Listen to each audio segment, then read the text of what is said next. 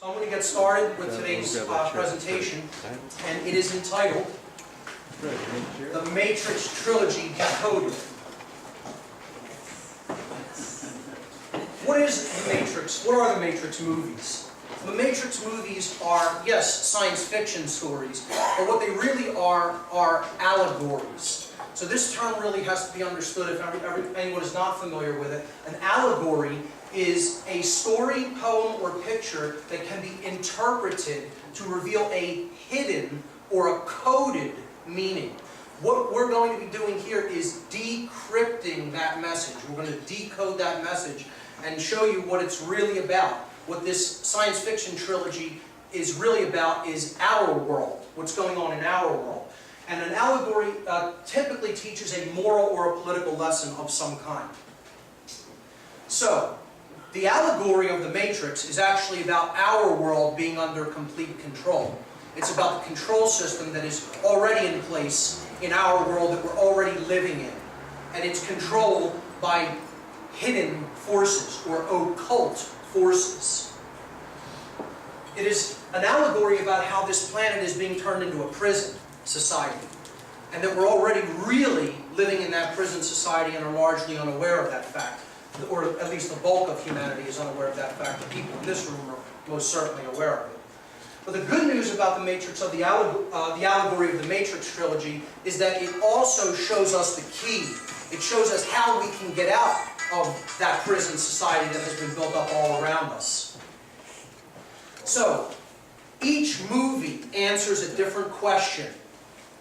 The first movie answers the question, what is the Matrix? When they're talking about, quote-unquote, the Matrix, what is that? What do they mean by that? And that's what the entire first movie gets into. The second movie answers the question, why are we in the Matrix?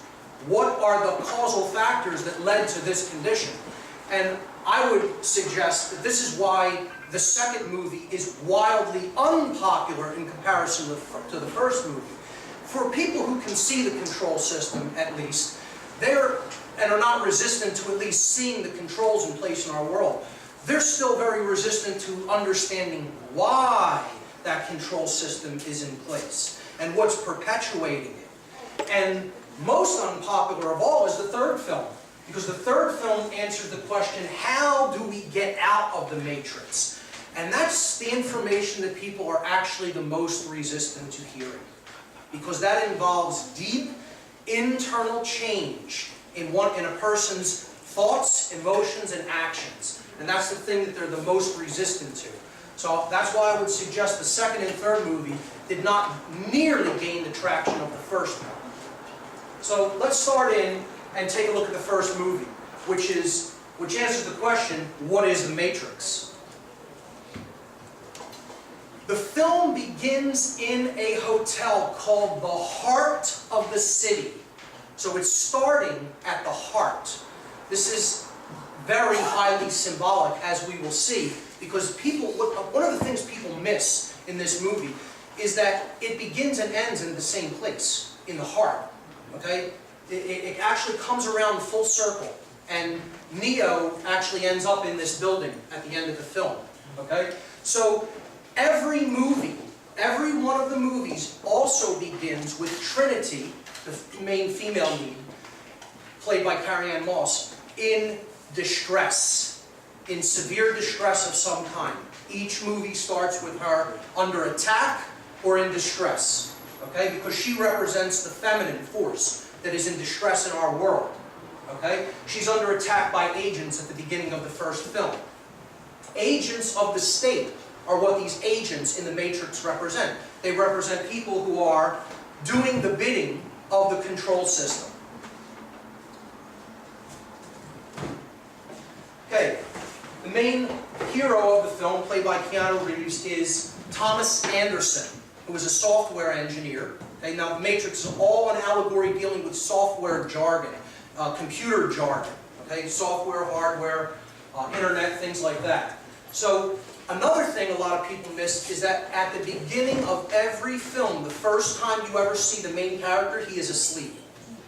Every film. Okay? And this is suggestive This is suggestive that we are asleep because Thomas Anderson represents the everyman. He is us. Okay? He represents our position as the average human being trapped in the matrix and asleep. Okay? Not having awoken yet. And he receives an encrypted message on his computer that says, "Wake up, Neo." See, that's his hacker name, Neo. We'll get into what that represents, the name. The matrix has you. It owns you. Okay? And follow the white rabbit is the advice he's given. And that's suggestive, of course, Lewis Carroll's Through the Looking Glass, which is also about a reality that is hidden from our view. So, his apartment is room 101. Now, this is a direct reference to 1984, the book by George Orwell. And room 101 in that film represents the place where your deepest fears are contained, that you have to go into. The protagonist of that movie had to go into near the end of the book, the book, 1984 had to go into.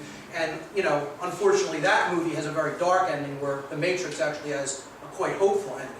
But room 101 represents fear, and you see the one-eye symbolism as well here, with the character peeking out fearfully through the door. This is a scene where a bunch of other hacker types come to his house to take some code, to take some stolen information from Neo, who he has paid a couple $1,000s for at the beginning of the film. Now, the money stash that he uses is a book. It's a hollowed out book. But this book is actually what inspired the film. Okay? It's a real book. It's by Jean Baudrillard. Okay? And it's called Simulacra and Simulation. And it is a book about how we are lost in the map and we are not even seeing the territory for what it is. It's a book about how our perceptions are completely misguided and we are misled into a dream world. And we're believing that the symbols and the map are the real world, and we're not even really paying attention to the real world. We're not paying attention to nature at all. Okay? So that's what that book is all about. I suggest people check it out because it is really, along with some other spiritual teaching from different traditions, what the information that underlies the Matrix films. Now, the people who show up to give him the money, one of their girlfriends has this white rabbit on her shoulder. So you see synchronicity, the idea of synchronicity being injected into the film. He was just told, follow the white rabbit, a white rabbit appears. He decides to go along with that, stepping into the stream of synchronicity, and that leads him to a club where he meets Trinity, where Neo, Thomas Anderson, meets Trinity. Now, he never met her before, but he was aware of her reputation. And here's part of the conversation that takes place. Trinity says, I know why you're here, Neo. You're looking for him. I know because I was once looking for the same thing. And when he found me, he told me I wasn't really looking for him. I was looking for an answer. It's the question that drives us mad. It's the question that brought you here. You know the question just as I did. And Neo replies, what is the Matrix? That is the question that we're going to get an answer to. Trinity says, the answer is out there, Neo. It's looking for you, and it will find you if you want it to. So this is suggestive that the desire for truth must be present if we're going to find answers. And the person she's referring to, of course, is Morpheus, who we'll get to in a moment. Well, Morpheus represents the truth teller. He represents the one who is revealing the truth and helping to bring people out of the Matrix. So, the next slide is from Thomas Anderson's place of employment, which is a software company, and his boss, Reinhardt, says to him that he has a problem with authority, because that's what this movie is about. Authority being projected onto us and us believing in it, us accepting the notion that there's such a thing as authority in human form. And he says, I'll read part of the dialogue. He says, you have a problem with authority, Mr. Anderson. You believe that you are special, that somehow the rules don't apply to you. Obviously, you're mistaken. This company is one of the top software companies in the world because every single employee understands that they are part of a whole. So he's emphasizing the concept of collectivism, of giving yourself over to the collective instead of expressing your uniqueness and individuality. And he concludes by saying, thus, if an employee has a problem, the company has a problem. So, agents of the state show up to question Neo, and he doesn't know why they're there. So he's on the phone with Morpheus, and Morpheus says to him, I have been looking for you. I don't know if you're ready to see what I want to show you, suggesting that most people aren't ready. They're resistant. They don't want to see the truth. Okay? He says, but unfortunately, you and I have run out of time. And that's where we're at. We're at the time where it's no longer time to sugarcoat this information. We have to get it out there whether people are ready to hear it or not.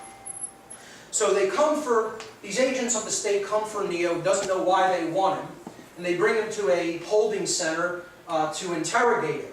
So they're trying to inject him with fear and, bully him and, basically make him afraid. And one of the strangest scenes in the movie, one of the agents is able to actually make his lips melt together and silence him. And this suggests that what the agents of the state really want is to silence us. They don't want us speaking out. They want us afraid and they want us quiet. Afraid and quiet. And that would be playing into their hands. We have to speak up now more than ever. Also, they bug him. They hold him down and they put an electronic bug in his navel. Okay? And what this is suggested of is they're trying to keep you in fear that they're always listening to you. Oh, I can't post this on Facebook, it's under surveillance. I can't talk about this on the internet, they'll listen to what I'm saying. Well, shed all of that fear. Come out, speak the truth. If you're standing in the truth, nothing's ultimately going to stand in your way. I want the agents of the state to hear what I have to say, because maybe they'll learn something. Alright? So that fear needs to be shed. So he finally meets Morpheus. Again, Morpheus in Greek mythology represents the god of dreams. He is revealing the dream. That's what Morpheus actually means. Okay? And this is a famous meeting between Morpheus, Trinity, and Neo.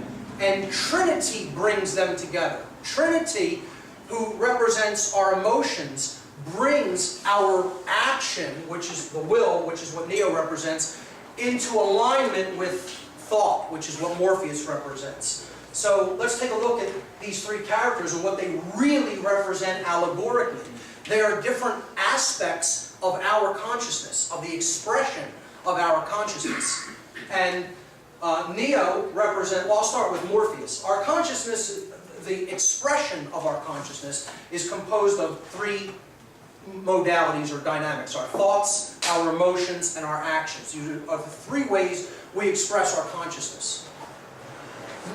Morpheus represents the mind. He is the thoughts aspect of consciousness. So he is the mind. He is our intelligence. When we use the mind, we're gaining knowledge. We're making a connection with truth. That's what Morpheus represents. That which is going to show us the truth. Okay? Trinity is the spirit. She is the sacred feminine, the heart, our compassion, love energy. That's what she represents. And again, she acts as the bridge between the two. The heart is the bridge between our mind and our will. The heart is the center.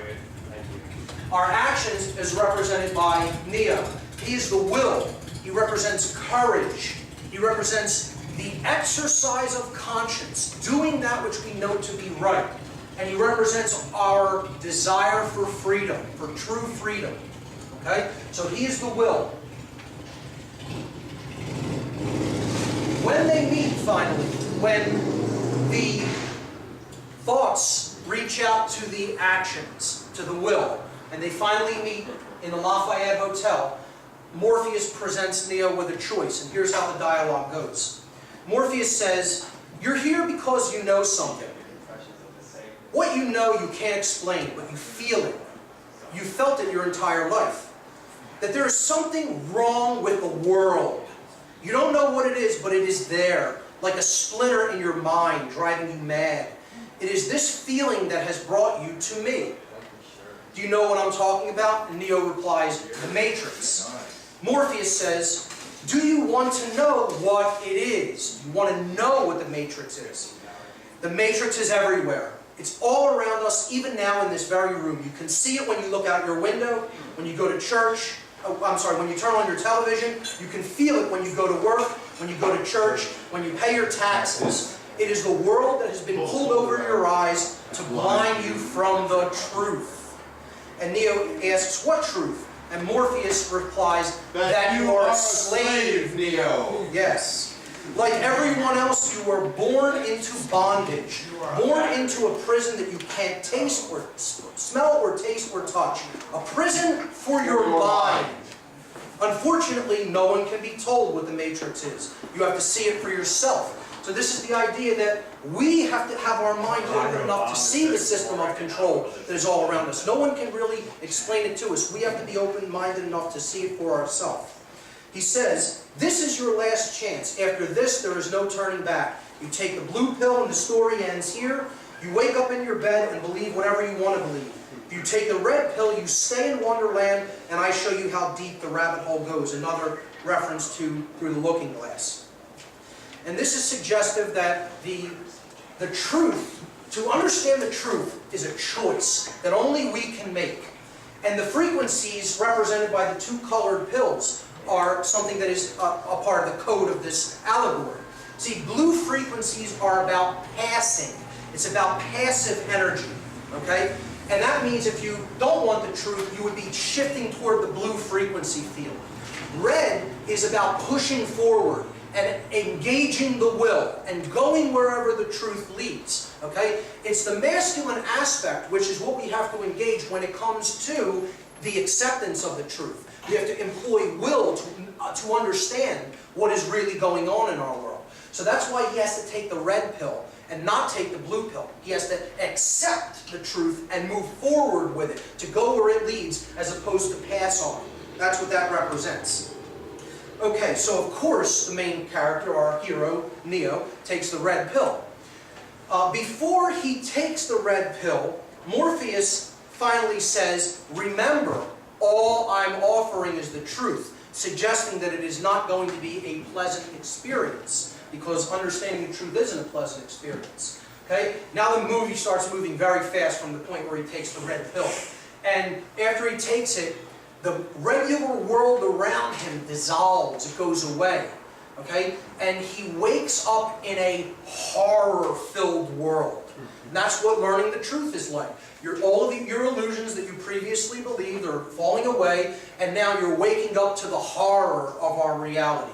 Okay? He wakes up in a pod of like gelatinous goo, connected with all kinds of tubes and machines all in his flesh. And this is about that the system has its hooks in us. It has its hooks in every part of us. And we need to shed those hooks. We need to purge ourselves of them. Okay? And when he looks around, for as far as the eye can see in every direction, there's human beings in these pods. Still completely unconscious and in this total machine system that's feeding off of their energy. Okay?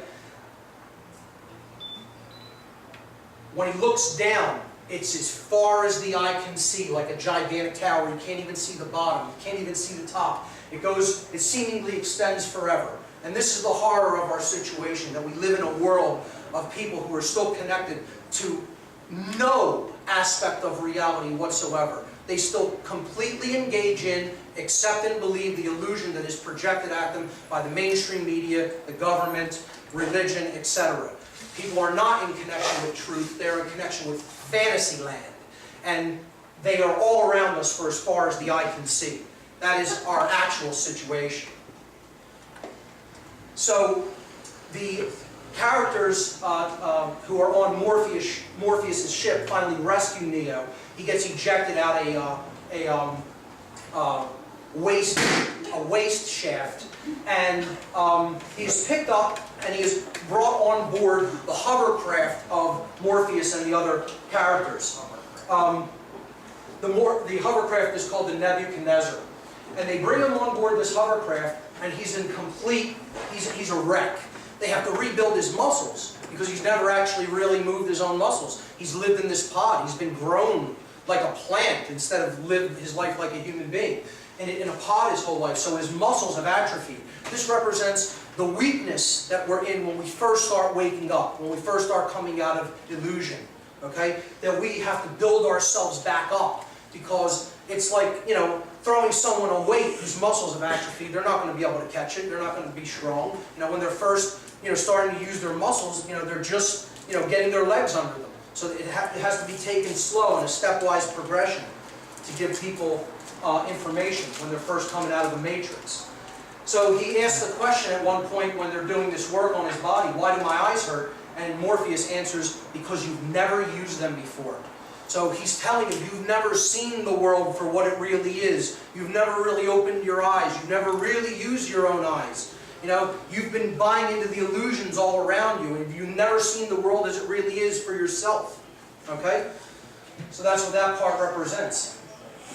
So Morpheus explains to him that they're on a hovercraft, and they have computer technology there that allows them to jack into the matrix and broadcast a pirate signal, which allows them to project their consciousness into the machine's programming. We'll understand what that is as we get into the story of what happened on the Earth in the movie. Okay? But basically, these are the machines that they jack into the matrix through. And here you see them, he's putting Neo into one of these machines, and he's going to show him one of their programs that they call the Construct, which is their loading and training program. Okay? So this is the construct that he takes him into, and they can project any kind of scenario that they want for training or learning purposes.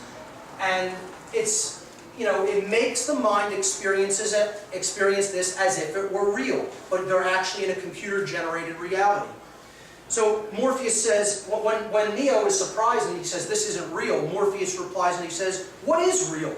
If you're talking about what you can feel, smell, taste, and see, then real is simply electrical signals interpreted by your brain.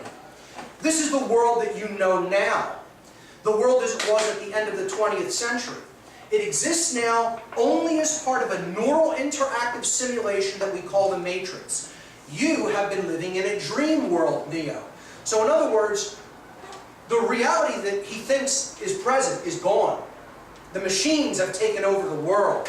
Okay? And the Matrix, his former life as a software engineer, was all a projection by the machine. It wasn't the real world. The machines were projecting that reality for him to stay alive and keep engaging his mind so that they could be fed energy through that mental energy and physical energy of the body, of the person in the pod. Okay? And this is the world as it really is. It's devastated. And this is suggested that our world is devastated. Our world is completely devastated. Truth is devastated. Nature is devastated. Okay? Ourselves are devastated. We are destroyed as a people. And there's just a wasteland. And, the machines basically are running the show. And what that suggests is machine consciousness is running the show. So, humans are no longer born as he describes it. They are now grown in these pods. And these are harvesting machines. These big, huge octopus-like creatures are harvesting human beings that are all in each one of these little pods. And this is how they live from their birth. They're in these machines and they feed the system. They actually give their energy to the system.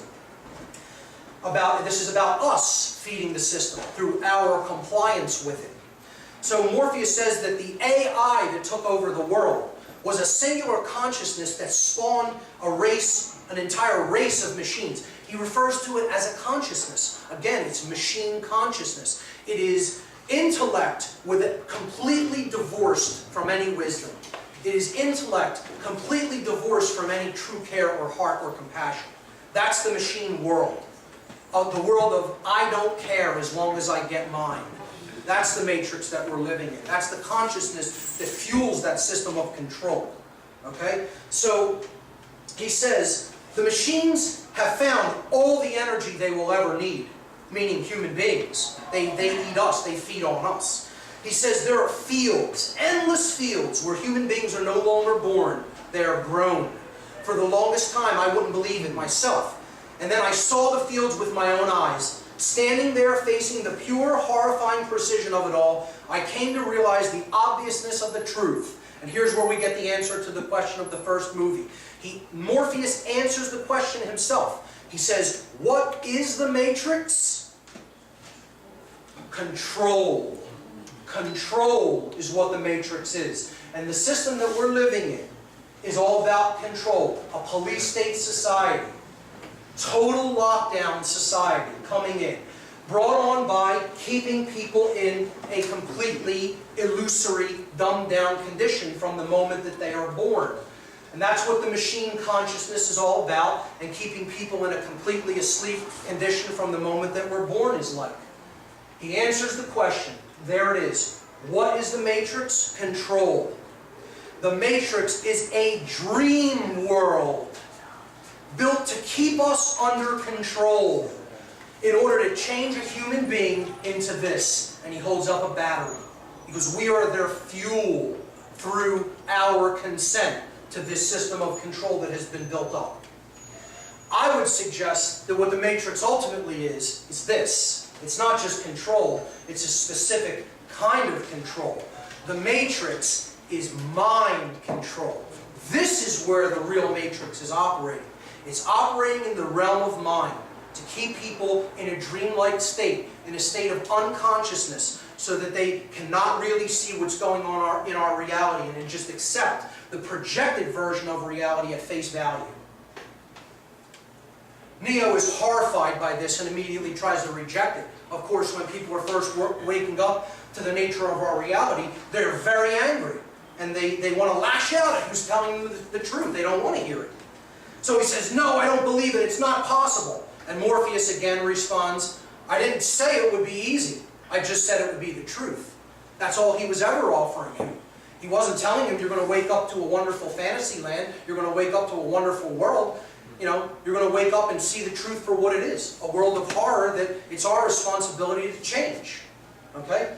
So he hits him with even harder information after that, which he's even less prepared to handle. He says, Neo asks him, I can't go back, can I? And he says, no. But if you could, would you really want to? You know, who wants to go back into the illusion world after they see the world as it is, even though it's horrible? You know, most people don't make that decision. They want to at least know what the truth is. And he says, we never free a mind once it reaches a certain age. It's dangerous, and the mind has trouble letting go, which you can see in the world with people who have developed real attachments to the system. It's very difficult for them to let go of it. He says, I did what I did because I had to. When the Matrix was first built, there was a man born inside, which we call the One. Morpheus calls him the One, who had the ability to change whatever he wanted, to make the Matrix as he saw, remake the Matrix as he saw fit. It was he who freed the first of us and taught us the truth. As long as the Matrix exists, human beings will never be free. And what was the Matrix? Control.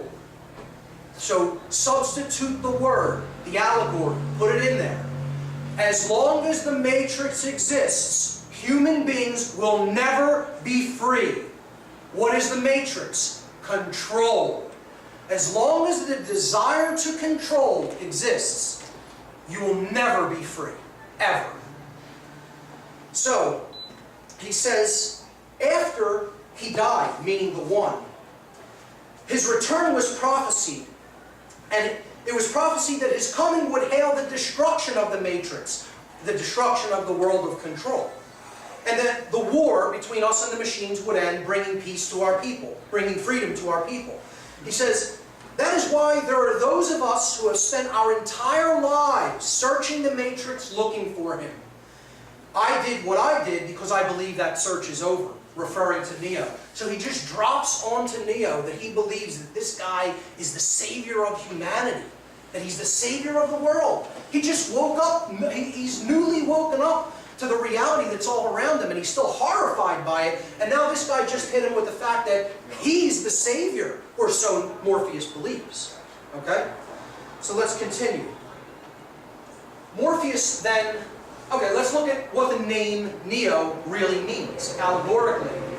Neo represents our neocortex, the higher part of the brain, and the newest part of the brain in evolutionary terms.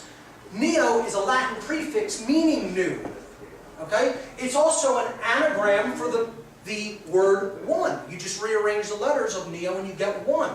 So what Neo actually represents, that is going to be our Savior, is balancing the left and right brain hemispheres, okay, and bringing the entire brain complex together as one, ultimately bringing consciousness together as one. That can't be done unless it can be done physiologically. Then we can do it with higher consciousness. But if the brain is in a state of imbalance toward the left hemisphere or the right hemisphere, we're not in higher consciousness. We're in left brain consciousness is pure machine consciousness, and right brain consciousness is pure slave consciousness. Okay? That's just accepting whatever happens to you without doing anything. Total passivity, and this is total, male action drive that has no compassion in it. Only when we bridge these two in conjunction with the heart do we really wake up to our higher selves. Okay, so what Neo represents is this occult or this esoteric concept of the new man, the being that we need to give birth to by working upon ourselves and our consciousness. All right? And bringing our thoughts, our emotions, and our actions into alignment once we have balanced these hemispheres of the brain. It is the enlightened or illuminated man. It's a new being, a new species, so to speak. It's the next stage of human evolutionary development, which happens in consciousness, not physically. It happens here and here. That's where that evolution takes place. So that's what ultimately Neo represents. And again, that is the Savior. That is our Savior. That's what we need to do. That's where we need to go if we're going to really create any lasting positive change in our reality. This is the famous fight scene. Morpheus takes Neo into their training construct and begins to train him, okay, to try to free his mind. All right? And again, this scene is where I got the phrase "free your mind" from.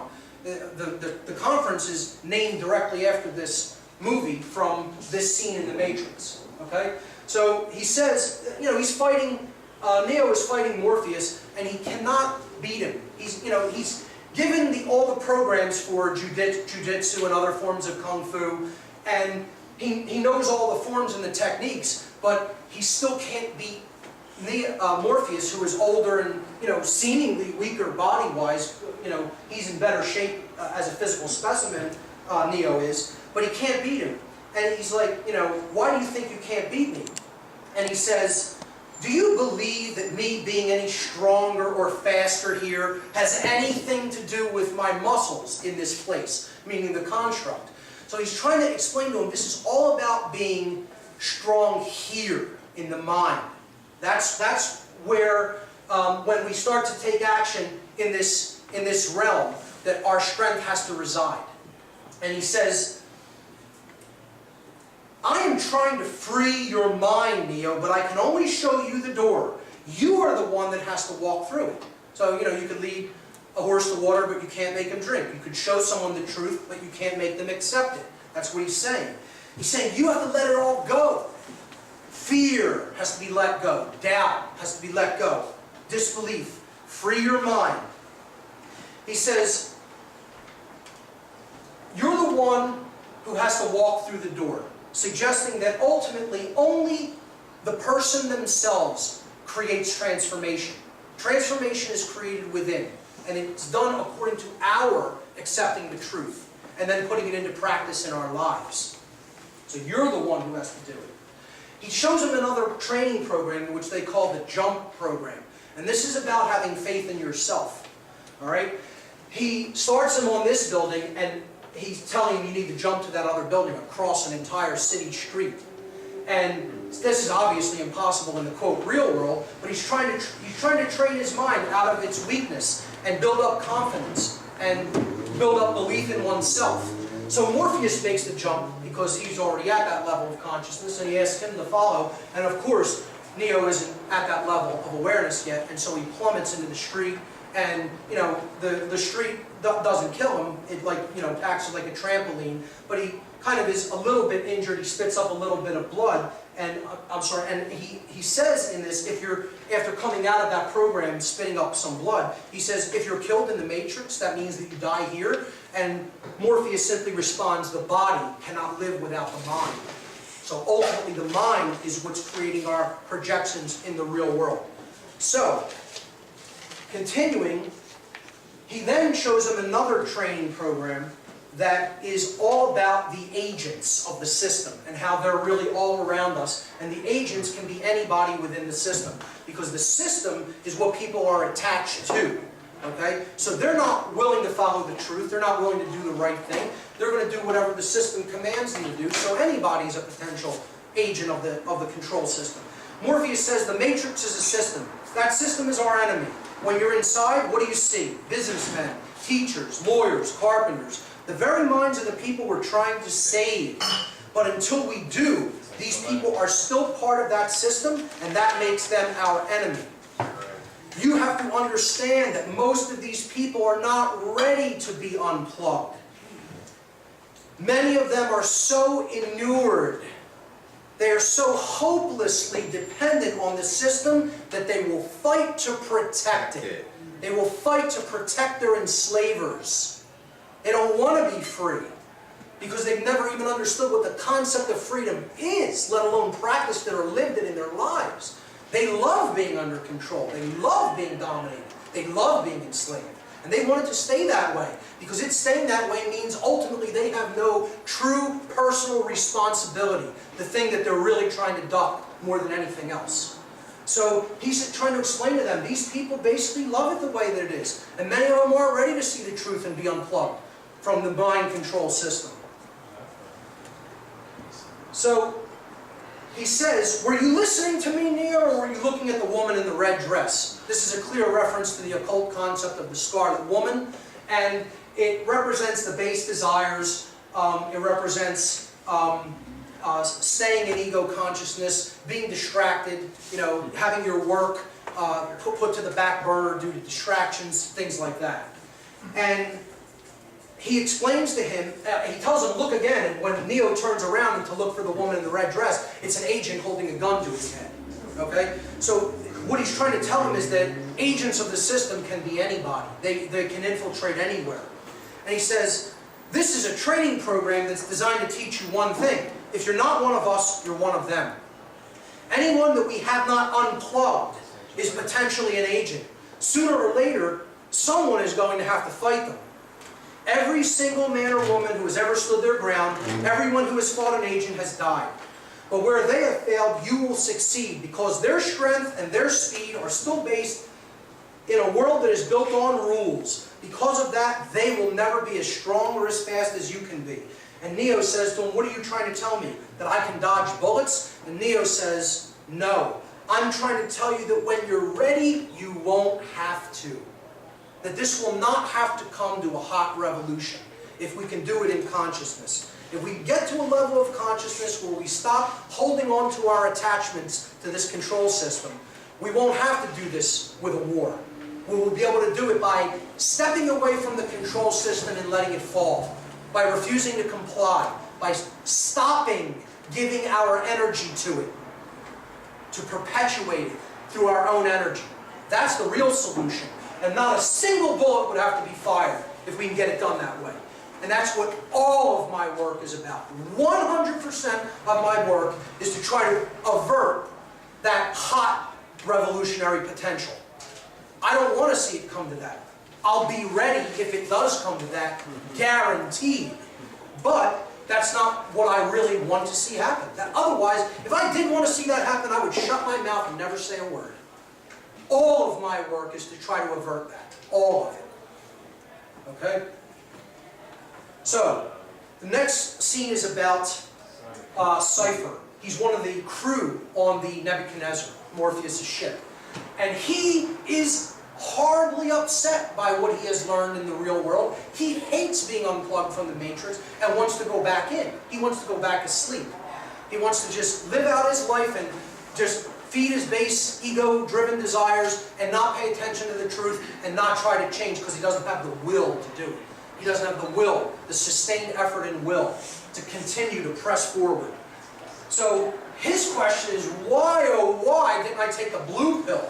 You know, I woke up to this world of shit, basically. And I hate it, and I don't want to be a part of it anymore. I want to go back to sleep. All right?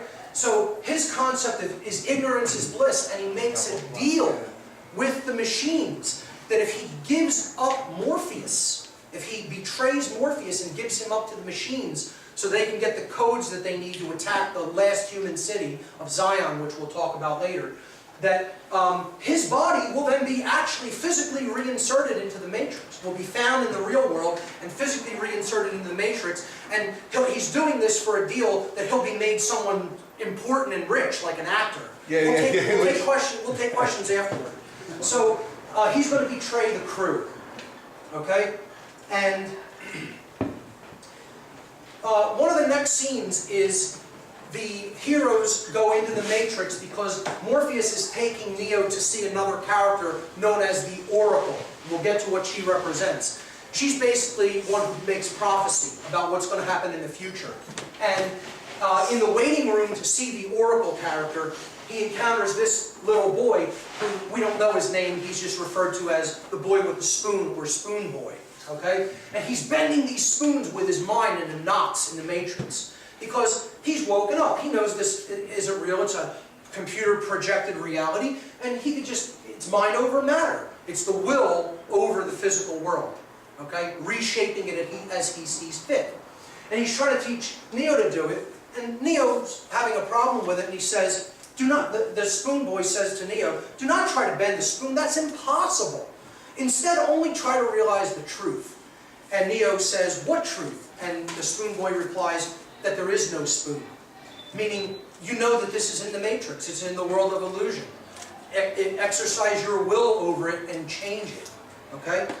And he says, there is no spoon. He says, only then will you see that it is not the spoon that bends. It is only yourself that bends. Okay? So he's saying, you have to change in here.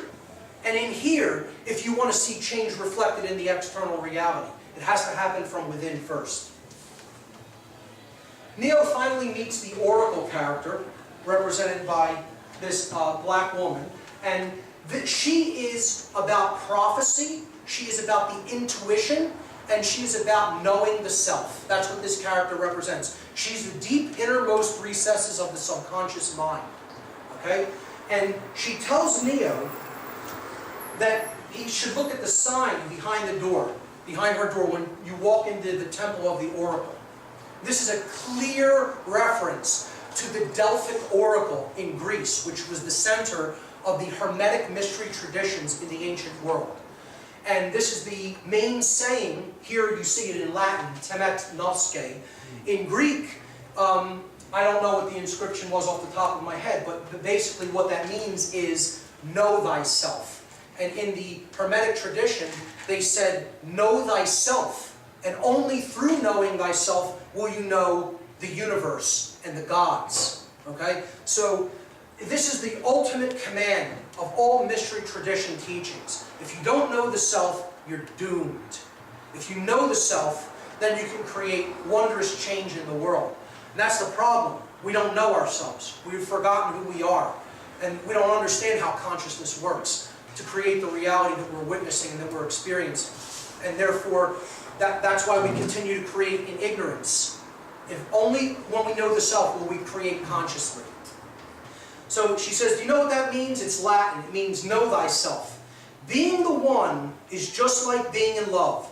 No one can tell you you're in love. You just know it through and through. She says, sorry, kid. You have the gift, but it looks like you're waiting for something. Maybe in the next life, who knows? So he hasn't built up the confidence. He doesn't know himself enough to know he is the one. He hasn't come to that awakening level yet, that level of consciousness to know he's the one who has to go out and make change. Okay? So she tells him, well, it seems like you're waiting for something. You know, you don't know that you're the one? Well, then I guess you're not. If that's what you believe, then it's true. So he leaves kind of despondent, And back on the ship, Cypher betrays some of the other characters and kills one of them. Alright? And he takes over the ship, and he finally betrays Morpheus, and Morpheus falls into the hands of agents within the Matrix before they can actually get out. So here you see Morpheus being tortured and questioned by some of the agents. And Agent Smith says to Morpheus, in reference to the Matrix itself, the system of control, have you ever stared at it and marveled at its beauty, its genius? Billions and billions of people just living out their lives, completely oblivious. Talking about the control system we're living in. He says, did you know that the first Matrix was designed to be a perfect human world? Where none suffered, where everyone would be happy. It was a complete disaster. No one would accept the program. And that's because as a species, human beings define their reality through misery and suffering. This is Smith's dark, poisoned worldview of humanity, of how he sees humanity. And this is part of our poisoned worldview. Why we're still stuck in the Matrix is this is a lot of people's poisoned worldview. He says the perfect world was actually a dream that your primitive cerebrum kept trying to wake up from. You couldn't just accept that things were okay and that, nature was just, ruling the day and you were going along in harmony with it. You weren't trying to fight against it. You weren't trying to fight against the laws of creation. You weren't trying to fight against, your true nature. You were just going along with it. That would have been a perfect world, but you couldn't do that. Your mind kept trying to wake up from it. It wanted something else. It wanted something more. Until it finally would only accept this prison reality, that desire to control. He says that's why the Matrix was redesigned to this, meaning, the modern world, the system of control. So he says, when I tried to classify your species, I realized that you're not actually mammals. Every mammal on this planet instinctively develops a natural equilibrium with the surrounding environment, but humans do not. You move to an area, multiply and multiply, until every natural resource is consumed. The only way you survive is to spread to another area. There is another organism on this planet that follows this same pattern. Do you know what it is? A virus. Human beings are a disease, a cancer of this planet. You are a plague, and we are the cure, meaning the machines, because he's one of the programs in the machine world. So that's his worldview, and that is the dominator's worldview. That is really what they think. That's how they think. And unfortunately, they have infected our minds with that worldview, and many of us think that same way. We're not a virus. If we continue to think that we are, we're falling right into their game, into their hands, and believing in their worldview, which is ultimately going to lead us right into their continued control. So he's trying to break Morpheus' spirit. He's trying to break his mind. So Neo and Trinity go back into the Matrix to lead a rescue attempt of Morpheus. Okay? And this is basically, you're trying to rescue the truth and keep the truth alive. That's what these characters are doing. That's what this represents. Morpheus is the truth. They're trying to rescue, to save the truth from being exterminated, from being broken. Okay? And there's another theme in the movie of going up. We'll return to this later. Going up to a higher level is the solution. They have to take an elevator shaft and they have to take it via an act of faith, via a cable. They have to cut the elevator away from the cable and ride the cable all the way up to the top floor. This is an act of faith that the truth will lead you where you need to go, up to a higher level of awareness. Finally, they rescue Morpheus with a helicopter and a Gatling gun. And the last effort to save Morpheus is a leap. It's a leap of faith. It's using all of the will and suspending yourself, okay? Completely extending yourself to come into harmony with truth. That's what this scene represents. After they save him, Morpheus says, I knew you could do it. I believed in you. He says, sooner or later, you're going to have to realize, just as I realized, that there is a difference between knowing the path and walking the path. That's a powerful, that's a Buddhist philosophy. that there's the path and knowing it. And that's intellectually and, in an intelligence perspective, understanding what is real and understanding what is right. But then there's a big difference because then you have to engage that in the physical reality by using your will to put that knowledge into action. And that's what real wisdom is. And that's what Morpheus is saying to Neo after that scene. There's a difference between knowing the path and walking the path. After this, Neo finally starts to get some courage and resolve. And he's starting to build up confidence in himself. And he's the first person who will not run. He will face the control system head on and take on the agents of the state in the form of Smith. Trinity is looking at this from outside of the Matrix, horrified, saying, "My God, what is he doing?" And Morpheus' response is, he's beginning to believe. He's beginning to believe. Because he's beginning to believe in himself. That he is an agent for change. And he is representing and fighting for and championing the truth. And he's willing to defend that truth against the control system. Okay? So, he is shot in the same room where the movie begins. People miss this part here. Okay? It's the heart of the city hotel. Watch it again, you'll see it. In room 303, which is where Trinity was under assault at the very beginning of the movie. So we've come full circle. Now, that number is very significant in Masonic terms, because 33 is the level or the degree of illuminated masonry. Okay, the 33rd degree. Because it's the degree of temperature when water begins to melt. It's frozen as a block of ice, meaning we are encased in ice. Our heart is not actually, we are not warm, or we have not thawed our negative emotions. Our care is not really flowing. But when we come up to the 33rd degree, the light of the sun, knowledge, okay, of the true self, has thawed it and has turned it back into water. Okay, so that's what 33 represents there. And I guarantee you that is no accident. He is shot and dies in the Matrix, in the world of illusion. Because the 33rd level in Freemasonry is also about death and rebirth. It is about resurrection to a new form of consciousness, to enlightened awareness, which is why it is called the first level of the illuminated degrees of Masonry. Okay? So that's what this part of it is. He is shot and killed, and he is now dead to the world of illusion. But now, this next scene, he is revived. He is resurrected and brought back to life by Trinity in an act of love. She kisses him and brings him back to life. This is representative that only true care and compassion can finally resurrect right action. That's it. She represents the sacred feminine energy of true care and compassion and love energy. And that's the only thing that can ultimately resurrect right action in the world, which is what Neo represents, our will. When he comes back to life, it is the most significant, is probably the most important part of the entire film. Because he says one word when he stands up, after coming back from the dead. Okay, he says one word, and that word is no. No is the word that Neo speaks when he comes back to life.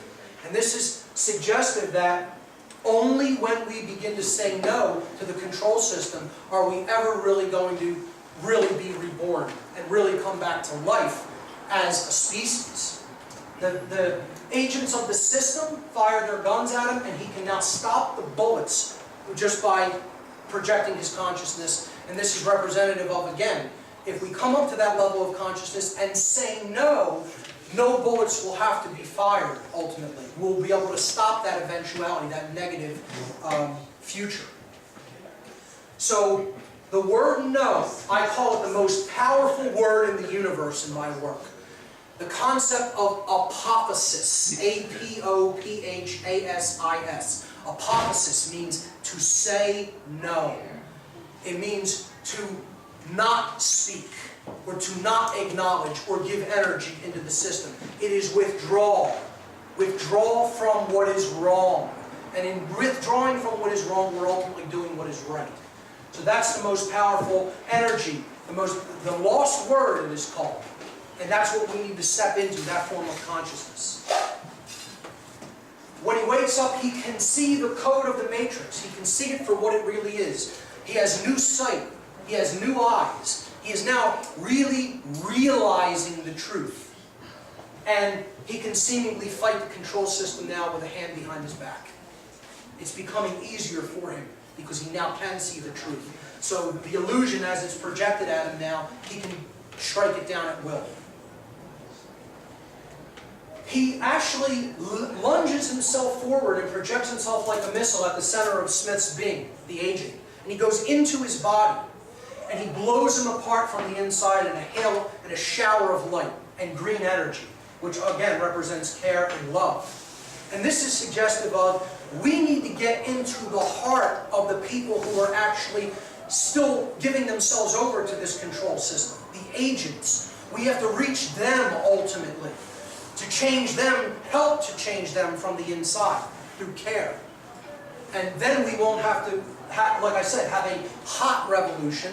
A single bullet wouldn't have to be fired if enough people get to that level of consciousness and are willing to do that work.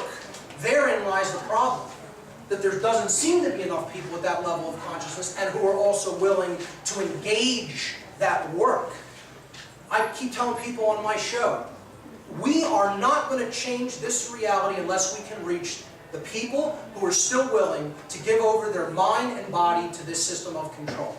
You have to change their mind. Actually has to be changed. And people need to be willing to do that work of influence and that work of reaching out to those people. Otherwise, forget it. It isn't going to happen. We're going to see a very dark and painful future if more of us don't wake up to that level and become willing to do that work. So, the movie ends with the phrase system failure, the control system coming down, the hope of it coming down anyway. And Neo says, I know that you're afraid. He's talking to the agents inside the Matrix now. I know you're afraid. You're afraid of us. You're afraid of change. I'm going to show all of these people what you don't want them to see. I'm going to show them a world without you. A world without control.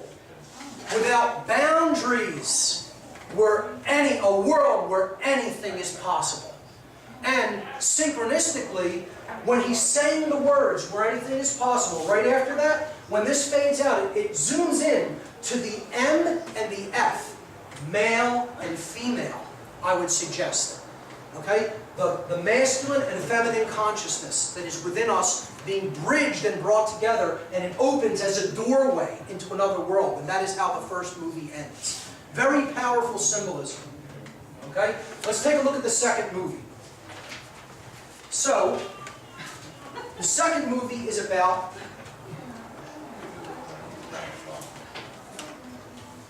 why are we in the Matrix? And this movie gets into much deeper philosophical frameworks than even the first one. I would suggest this is also why it's very unpopular. People are resistant, even if they're awake to the control system, to understanding why we're in the current human condition.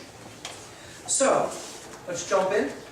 Once again, the movie opens, the sacred feminine, under distress, okay, being accosted, being shot at, falling from a building, okay, falling, care, who she represents, love is falling after being, pummeled with bullets, okay, and Neo is asleep still. This is suggesting that he may see the Matrix, may be able to start working within it, okay, and finding his power, but ultimately he's still asleep. There's still more for him to know, and that's about why this is created, because only in understanding the reason for something, the causal factor, can we really understand what's necessary to undo it, okay? We get our first glimpse of the last human city, the only place the machines haven't completely wiped out. It's called Zion, and people have a very misunderstanding of what this city represents. In the Kabbalistic tradition, in Kabbalah, Zion actually represents the spiritual center of creation, where the manifested reality is projected from. Okay? So spirit, okay, and care, and our thoughts. These are the things that are actually the projector. And then the projection is the physical manifested reality. Well, Zion is the center of the spirit in the Kabbalistic tradition. All right? And it also represents a positive hope for a better future world. That's what Zion represents in esoteric traditions. So that's what this represents. More overtly, all it represents is the underground. People who are still in the underground. They're not the mainstream because the city is deep underground. It's described down near the core of the earth. Well, there's a core of people who know the truth, and they're basically still deep underground. You know, internet radio, fanzines and magazines, and things, meetings like this and conferences like we're having. It's not mainstream. It's still very underground. We're trying to bring it up to the surface. Okay, but it's still deep in the underground world. And that's what Zion represents. There's a big conflict between Morpheus and Commander Locke, a subplot theme that runs throughout this movie. And this is the tension between one who has faith in what is achievable and possible, and someone who is still really trapped in 5 sense only thinking. Okay, Morpheus, has faith in higher consciousness, that it's really the ultimate solution, and Locke is still all about just physical things to do in this world. I call it, he's the rearranging furniture on the Titanic guy, whereas Morpheus really knows what's necessary to create the real change. So Locke says, I don't care about oracles or prophecies or messiahs. I care about one thing, stopping that army from destroying this city, meaning the machine army who's coming to attack Zion. And he says, and to do that, I need soldiers to obey my orders. So he's still in the controlled consciousness from the Matrix. Not much has changed with him. He's all about, well, there's linear physical things that need to be done, and I need people to obey. And that's not the consciousness that's going to get us out of this mess. Morpheus says, with all due respect, Commander, there's only one way to save this city, Neo. And what he's referring to is that unity consciousness that we have to get to. So let's move forward. Morpheus gives a phenomenal speech in this that's very inspiring. He says, the machines have gathered an army. And as I speak, that army is drawing nearer to our home. He's telling this to the people of Zion. We have a difficult time ahead of us. But if we are to be prepared for it, we must first shed our fear of it. I stand here before you now truthfully unafraid, because I remember that for 100 years we have fought these machines. I remember that for 100 years they've sent their armies to destroy us, and after a century of war, I remember that which matters most. We are still here. He says, tonight, let us send a message to that army. Let us make them remember that this is Zion, and we are not afraid.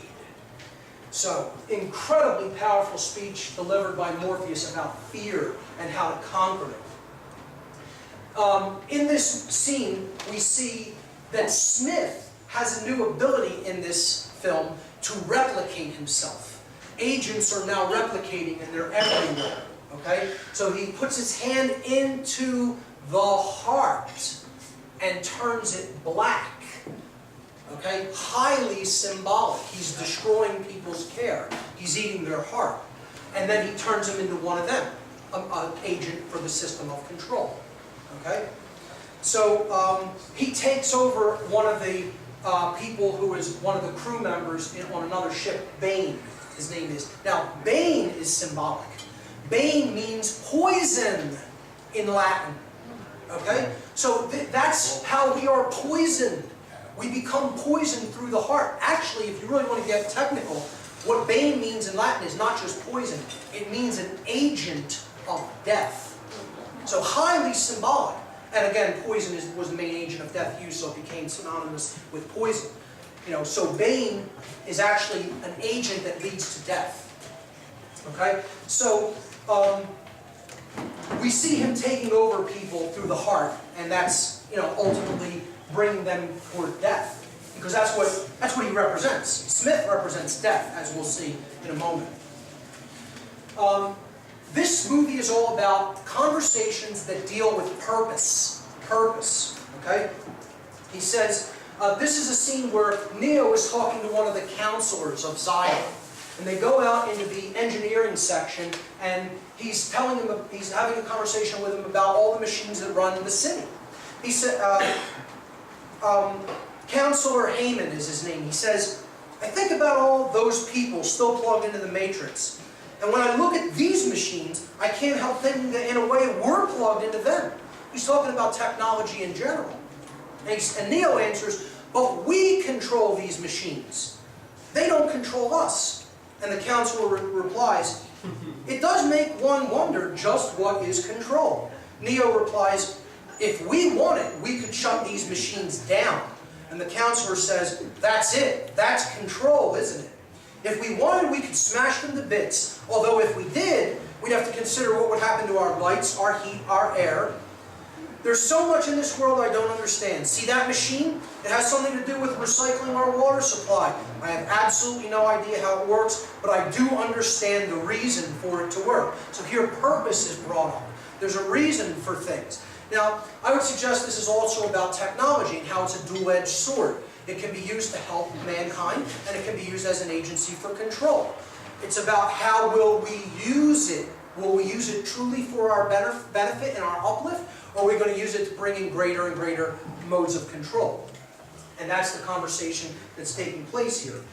The councilman finally says, I have absolutely no idea how you, Neo, do some of the things that you're able to do, but I believe there's a reason for that as well. Again, purpose being brought up. Why, in other words.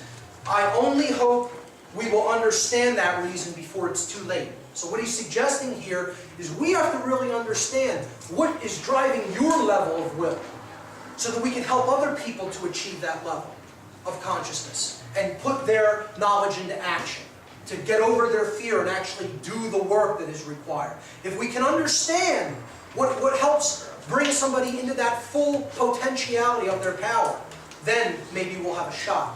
So, very powerful scene actually. Okay, Seraph, this character here, is the protector of the oracle. And he is representative of the seraphim, an angel, a group of angels, angelic intelligences. His name is short for seraphim. He takes Neo into the Matrix to see the oracle. And the conversation between Neo and the oracle in this movie is also all about purpose. It is all about the why of things. Okay? The oracle says to Neo, we can never see past the choices that we do not understand.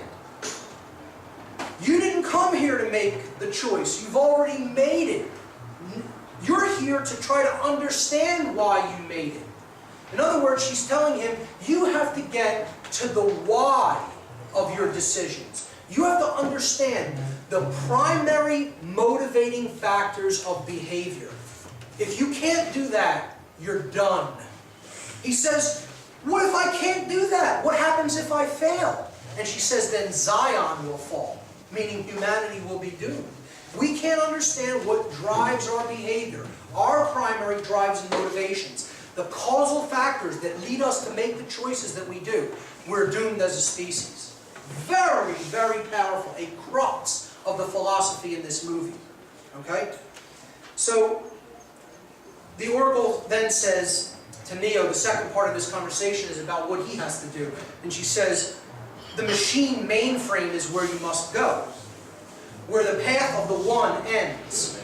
You can save Zion if you reach the source, but to do that you will need the key maker. We're going to talk about what he represents in a moment. He disappeared some time ago, and he's being held prisoner by a very dangerous program, one of the oldest programs. He is called the Merovingian, who we're going to really get into and talking about. The Merovingian will not let the keymaker go willingly. What does he want, Neo asks, and the oracle says, what do all men with power want? More power. Okay? Let's move on. Neo finally encounters Smith in this movie after the Matrix leaves, and they have the big fight scene, the CGI fight scene, where he's fighting thousands of Smith agents. Smith has now become a virus, an agency of death that is replicating himself throughout our world. That's what this represents. And Neo is the one who has to try to stop it. Again, higher consciousness stopping the spreading of the destruction of the heart energy, the destruction of care. Alright, so after that fight scene, they go back into the Matrix to try to get the Keymaker out from the control of the Merovingian. So the three characters, Morpheus, Neo, and Trinity, go into the stronghold of the Merovingian. Now the Merovingian, the name is suggestive. It's about the Merovingian bloodline, one of the high connected bloodlines to the highest levels of the control system. This is an occult family that dates back into the ancient world, and there's a lot that we could go into on that, but you can research the Merovingian bloodline for yourself. Basically, who this character represents is the super, quote, elite that is controlling this world and reaping the benefits of the control system, okay? And he doesn't want to give up his power, he just wants more and more power. I would suggest that he is representative of the dark occultists, who understand the human psyche, how it works, and are completely manipulating it for their ends. So he's representative of the class of sorcerers who are really controlling the minds of the people of this world, and therefore getting them to do their bidding. This scene is the most powerful scene in the whole movie. In the whole trilogy, I should say. Not just this individual movie. It's the most important scene in the whole trilogy. Because it gets to the crux of why are we in this position. So, it starts with Morpheus saying to the Merovingian, you know why we are here. And the Merovingian says, I'm a trafficker of information. I know everything I can. Of course I know why you're here. The question is, do you know why you are here? And that question is a big question. Meaning, do you know why you've come to this place in the world? Do you know what? It's not about why are you in this building talking to me. Do you know why humanity has arrived at the condition that it has arrived at? That's the big question. Do you know what those causal factors are about? Because if you don't, good luck undoing it. Good luck making a better world. It's never going to happen unless you know what got you to where you're at first. So he says, the Merovingian says, do you know why you're here? Morpheus replies, we're looking for the Keymaker. The Merovingian replies, oh yes, it's true, the Keymaker, of course. But that's not a reason. This is not a why. The Keymaker is, his very nature is a means. It's not an end. And so to look for him is to be looking for a means to do what? What he's telling him here is, you're looking for the way out of your mess, but you don't want to understand why that mess is present to begin with. And without that knowledge in hand, you're never going to get out of the mess. You have to know why the mess was created in the first place. What got you to that condition? So Neo says, you know the answer to that question. And the Merovingian says, but do you? You think you do, but you do not. You're here because you were sent here, referring to the Oracle. She sent him here. He doesn't know what the Keymaker is, what he represents. You were told to come here and then you obeyed. And that's the way of all things. Right? He says, you see, there's really only one constant. There's only one universal. There's one universal law, ultimately. There's only one ultimate truth. The only real truth. Causality. Action, reaction. Cause and effect. Morpheus replies to that saying, everything begins with choice. And the Merovingian replies, wrong. Choice is an illusion created between those with power and those without. That is the nature of the universe. Causality. There is no escape from it. Our only hope, our only peace is to understand it. To understand the why. Why is the only real source of power. Without it, you are powerless.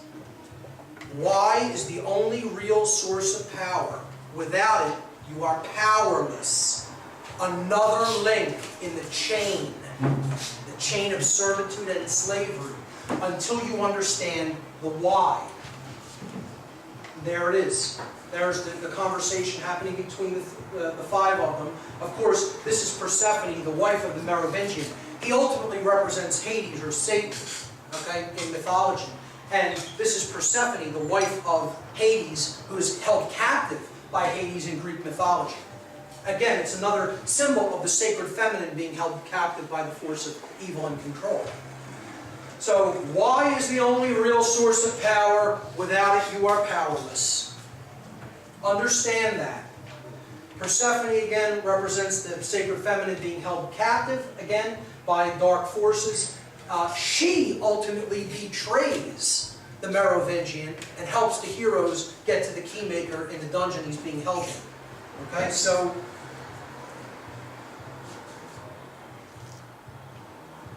they finally do get the Keymaker after a long, drawn-out battle with the Merovingian's henchmen. And that these, again, represent all people who have attachment to the control system, who are willing to just follow along a madman and a person who's evil and just totally driven by control for money, or for status, or for, this notion of themselves as, somebody who is fulfilling a role or a purpose. That's what they think is ultimately important and why they want to do it. They don't know anything else. That's what they know to be their purpose. And so, therefore, they give themselves totally over to something that really isn't doing anybody any real good in the world. They think that it is, but it isn't. This scene on the highway, where Morpheus has to rescue the Keymaker, ultimately represents the importance of defending truth on the information superhighway, the internet. That if we're going to really get the truth out there to people and unlock them, unlock their minds, we cannot let the internet fall into the hands of the agents. So that's what that whole battle is about, getting the Keymaker off of the, rescue him on the internet, on the superhighway. They finally do rescue the Keymaker with Neo's help. Neo has to come down and swoop them out of an explosion, a huge explosion.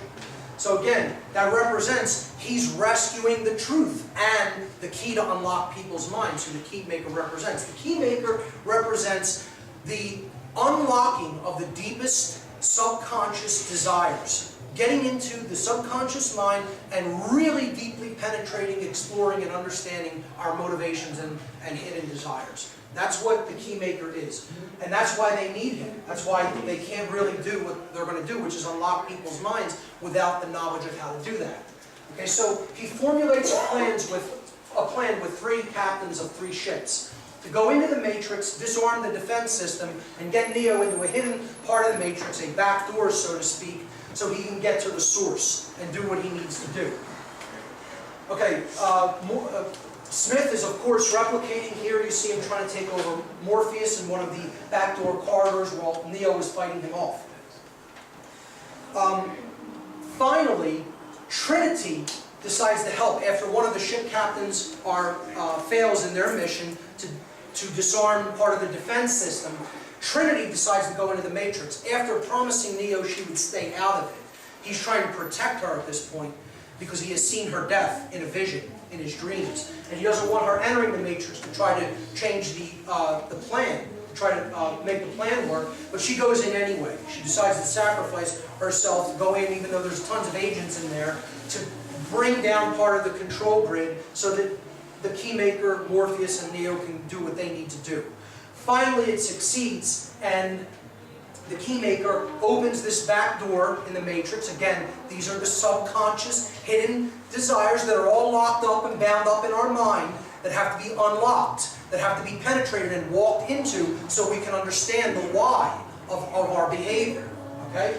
And Neo finally walks through the door, and this is Stargate symbolism. This is, again, going into the state of light symbolism, of enlightenment, of real, true knowledge of self, which is why he walks through a blinding door of white light. All right? He ends up in a room filled with screens, and this is the realm of the architect of the Matrix. And this is where the key conversation happens in this second film. This is the architect of the Matrix, and this is Neo having the conversation with him. Here's how it goes. Neo asks, "Why am I here?" Again, here's the first question. Why? Purpose. What is the purpose? Why am I here?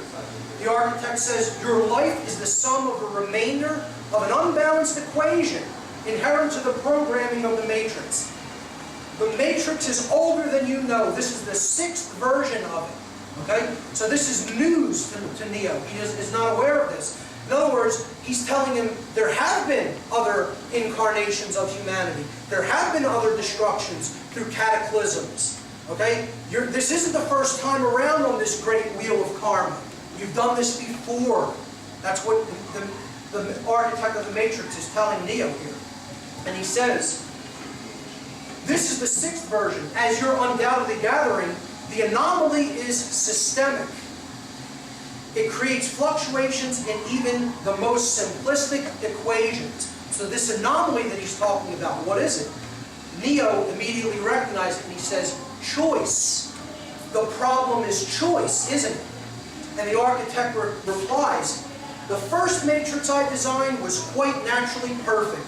It was a work of art, flawless and sublime, a triumph equaled only by its monumental failure. Again, because the human mind rejected that perfection.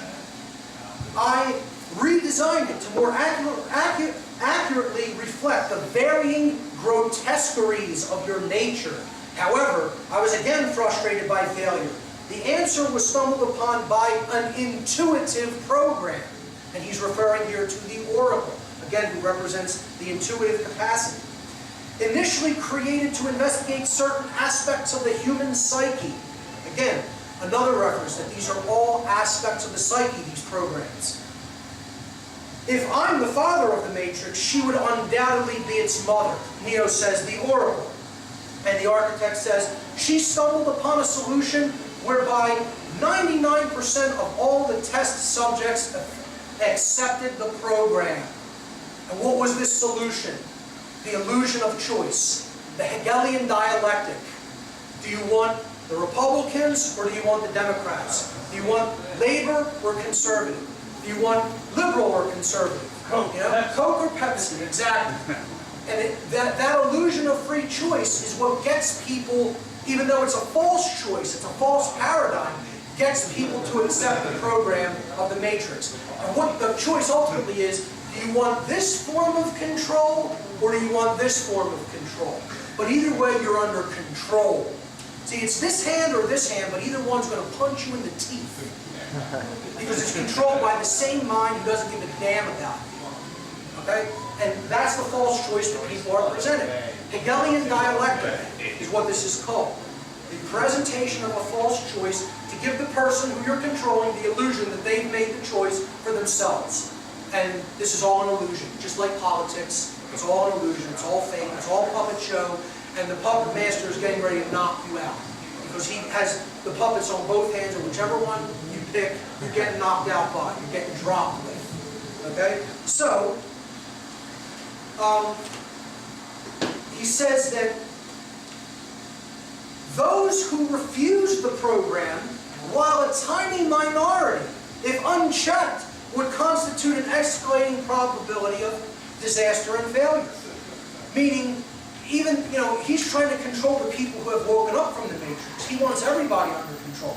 He's not happy that even some people came out of it, because as long as there's some that came out, there's a possibility that they can bring the whole system down.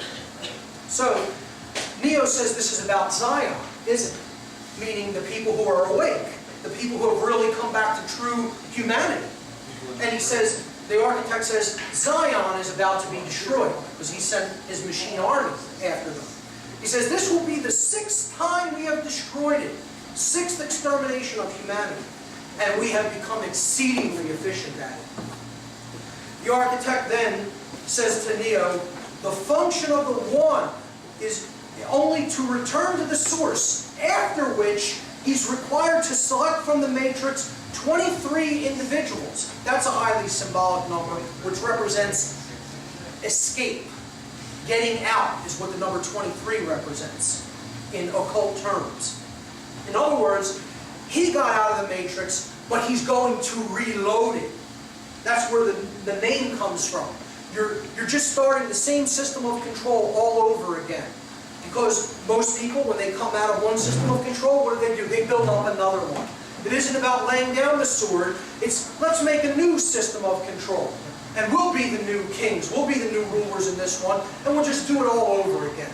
It's not, what he's trying to say is, you're going to, we'll get you to a point of revolution, and then you'll just reload the matrix by bringing in another form of government.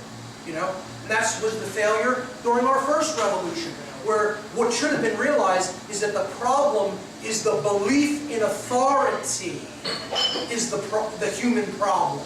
That's the problem of the human condition. And that's what needs to be abandoned, is that there is any people who are our authorities. Truth is our authority and nothing else. And we need to make that the goal of what we are going to actually give our energy to. Truth, instead of belief in authority and other systems of control. So, he says, he's telling Neo, the whole program about the one, this prophecy is, it's all bunk. All the one is supposed to do is restart the matrix. You usher in a revolution, we kill all the people in Zion, you take some people out of the matrix, and we start it all over again. Go around the wheel of karma all over again in a big revolution. Okay? The turning of the wheel of karma. He says, failure to comply with this process will result in a cataclysmic system crash, killing everyone that's connected to the matrix. All those vast human beings in those power plants. Okay? Coupled with the extermination of Zion, this will result in the extinction of the entire human race. So he's telling Neo, you're in control of whether the whole human race dies at this point.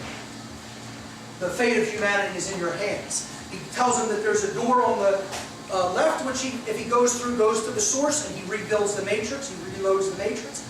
If he goes through the door to the right or to his left, then he goes back into the matrix to rescue Trinity, who he's now become aware is in the matrix. So he says, you won't let the total system crash happen. You can't. You need human beings to survive. And the architect says, there's levels of survival that we are prepared to accept. However, the relevant issue is whether or not you are ready to accept the responsibility of the death of every human being in your world. And the architect makes him aware that Trinity has entered the matrix to save Neo's life at the cost of her own. She was ready to sacrifice herself to save him. He says, this brings us to the moment of truth. The architect is speaking here. He says there's two doors. One to the right that leads back to the source and the salvation of Zion. The door to your left leads back to the matrix, to Trinity, and to the end of your species. So you have to make that choice. He says, when Neo starts walking determinedly over to the door that leads back to Trinity, to save his love, to save care, to save compassion in the heart, the architect says, hope is the quintessential human delusion. Simultaneously the source of your greatest strength and your greatest weakness. He doesn't want Neo to make that choice because he wants the control system to continue. Ultimately, the only way that the matrix can be brought down is if we rescue care. And that's what this scene represents. Neo makes the right choice. He takes the correct door and he goes back to rescue Trinity, which ultimately represents the heart. Because unless we can resurrect the heart, there's no way out of this system of control. That is basically the second movie. I don't know if I have a slide after that. Yes. Okay, so some action takes place after that. This agent shoots Trinity through the heart. Okay, this is representative that the agents are ultimately killing care. The agents of the system of control in our world are ultimately the ones who are annihilating care in the world. He shoots Trinity right through the middle of the heart.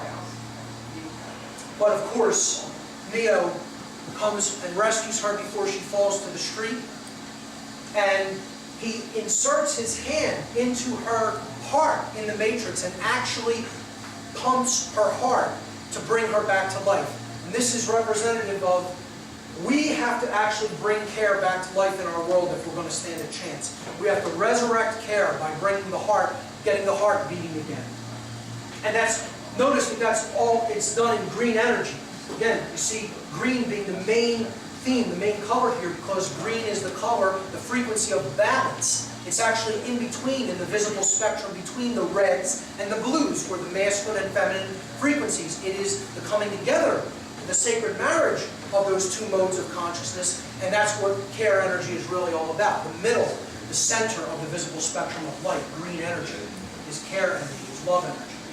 Okay? So on board the Nebuchadnezzar, after Neo comes back out of the Matrix, after rescuing Trinity, he tells Morpheus that the whole thing about the One, the whole prophecy of the One by the Oracle was just another one of the systems of control of the Matrix. And it was all about reloading the Matrix and starting it all up over again.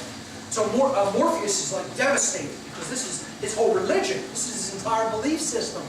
You know, and he's now having to realize, wow, that was all just part of the illusion.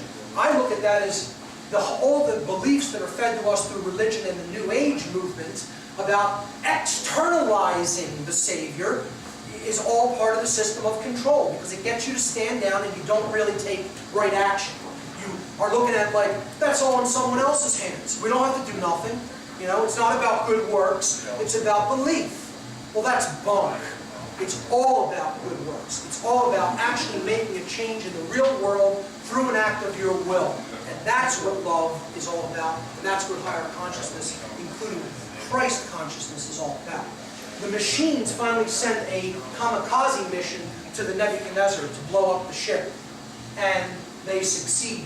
The heroes just get off board before the Nebuchadnezzar is annihilated by a bomb. One of the machines becomes a bomb. One of the machines turns itself into a bomb, destroys the ship. That leaves them temporarily stranded, but as more machines are coming for them to physically destroy their bodies, Neo now holds up his hand in the real world and stops the machines, short-circuits them, and annihilates them. Now, we're not in the Matrix now, we're in the real world. So he's now has real power in the real world. This is because he has awoken to the true nature of his self, resurrected his care, understands part of the reason why we're in this situation, and now he's in a power to really affect change in the real world. Not just the machine world, not just the Matrix, the world of illusion. He's really making change happen around him, physically now. Okay? That's what that represents. Another ship comes along to rescue them called the Hammer. Very symbolic names. I'm not going to get too deep into them as well, but Nebuchadnezzar, the Hammer. I will talk about one of the ship names in part 3, the Logos, which is a ship that Neo takes into the machine, the heart of the machine city. At the end of the film, this burst of energy coming from Neo puts him into a coma, suggesting that the high level of consciousness that he had to employ to do that, it burned him out. You know, he might not have been ready for it, or he may not have paced himself, and it ultimately put him into a temporary state of being in a coma. So that's how the movie ends, with him being in a coma, and the ship's captains being debriefed on what happened at the first line of defense as the machines were trying to break through the defense lines into the city of Zion. They find that someone blew an electromagnetic pulse weapon, which is the humans' weapons against the machines, and did it prematurely, knocking out all the ships, and then the machines were able to swarm in and just annihilate the first line of defense of the city. So this is the guy who did it, and they found him unconscious, also in a coma like Neo, kind of, and that was Bane, the Bane character again. And we saw that Smith took over earlier in the film. So really now, Smith's consciousness is embedded in this physical person named Bane in the real world. And the spirit of death and the virus of poison worldview and the poisoning of the heart and care is actually operating through this man, through his body in the real world. And he's actually right across from where Neo is at, in the other health bay on the ship. That's how the movie ends. It's a big cliffhanger to be continued. I was kind of horrified by that in the movie when I saw movie number 2, because I didn't even know it was going to be continued. I thought they were going to kind of wrap this one up, and you know, when I saw it was to be continued, I was quite frustrated. So let's move to the third movie, and this is How to Get Out of the Matrix. This part is probably the least popular. And not only is it the least popular, it is most definitely the least understood of the 3 films. Let's jump in. Once again, sacred feminine in distress over Neo being in a coma, over right action being dead, essentially, okay, still, and the hero still asleep at the beginning. These are the first times you see them in the film, and that's what's going on. Sacred feminine, still in distress, hero still asleep. The one is still not really at his full potential. There's more that he has to wake up to. Like, what is required of us to really solve this problem? What is required is going to be discussed in this film. So, they find out from the Oracle, who now looks different because part of her code was shut down by the Merovingian, but she moved into a new body within the Matrix. So she survived, wasn't completely deleted, but the Merovingian was very upset. He controls codes that come in, programs that come in and out of the Matrix. He was very upset that she helped the main characters to get the Keymaker, because he did not want the Keymaker released. So we learn from the Oracle that Neo is trapped in a place in his mind that is between the real world and the machine world. So he's not fully in the Matrix, but he's not in the real world either. He's somewhere in between. And that this construct is controlled by a program known as the Train Man, who you see here, the Train Man. All right?